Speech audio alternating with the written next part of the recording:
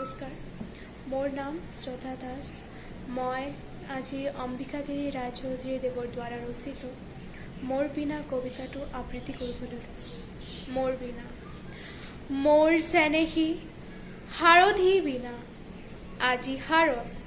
সুৰধি দিনা তোৰ অন্ত আতুল দৃষ্টি খুলি তাল আজি ত্ৰিভুৱন ৰাজি সংগীত সুধা বৃষ্টি শীতল শুদ্ধ সুৰৰ সিন্ধু হাতুৰি নাদুৰি দোলাই তুলি মলিন বৃক্ষ পখালি মোহিনী ৰূপত উঠুক ফুলি হোৱা শুনিল সিপাৰে বহি কতৰো যাতনা সহি মোৰ বিৰহ ব্যথিত প্ৰিয়া মোৰে গান গাই গাই মোৰে বাট চাই কৰিছে আকুল হিয়া যা যা তই লৰালৰি কৰি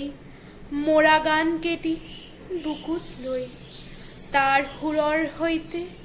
গলাগলি কৰি কাগৈ ৰাগনি একতা হৈ কাগৈ বাতৰি মোৰ আজি পৰিছে সকলোৰ মোৰ সৰহীয়াৰ তলিত বিহৰণৰ গান খাই থান বান উঠিছে বেথাত জ্বলি সেই সময়ত আহি যদি তেওঁ সাদুৰি আদুৰি চুমাটি খাই জ্বলা কলা হোৱা হৃদয়ত মোৰ তহে যদি যাতো নাযায় আহিব আহিব বুলি ৰাখিছোঁ দুৱাৰ খুলি মোৰ হিয়া ভঙা ৰঙা ৰেণু বিৰহত পৰি ছাটি ফুটি কৰি আশ্ৰাই বেথা বেথা বেনু